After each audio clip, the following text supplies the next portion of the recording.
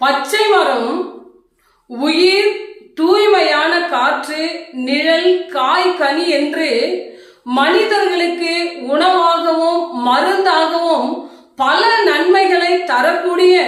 இந்த பச்சை மரத்தையே சரியில்லை என்று வெட்டி சாய்ப்பார்களானால், உலர்ந்த மரம் எந்த ஒரு நன்மையான ஈவுகளையும் கொடுக்காத வேறற்ற உலர்ந்த மரத்தின் நிலைமை என்ன? அதே போல நம்முடைய ஆண்டவராகிய இயேசு கிறிஸ்துவுக்குள் உயிர், அன்பு, பாதுகாப்பு, சமாதானம், சந்தோஷம், ஆசீர்வாதம், நித்திய ஜீவன் என்னும் பல நன்மைகளை மனிதர்களுக்கு செய்யக்கூடிய அவருக்கே இந்த உலகத்திலே பாடுகளை தந்தார்கள் என்றால், சாதாரண மனிதர்களாகிய உங்களுக்குள் இயேசு கிறிஸ்து என்னும் தண்ணீர் இல்லாமல் இருந்தால், உலர்ந்து பலனற்று யாருக்கும் எந்த நன்மைகளையும் தர முடியாத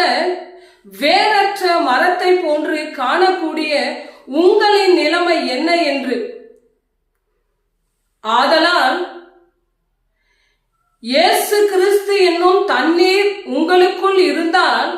அந்த பச்சை மரம் எப்படி பலன்களை கொடுக்கிறதோ அதே போல நீங்களும் பல நன்மைகளை மற்றவர்களுக்கு செய்யக்கூடியவர்களாய் இருப்பீர்கள்.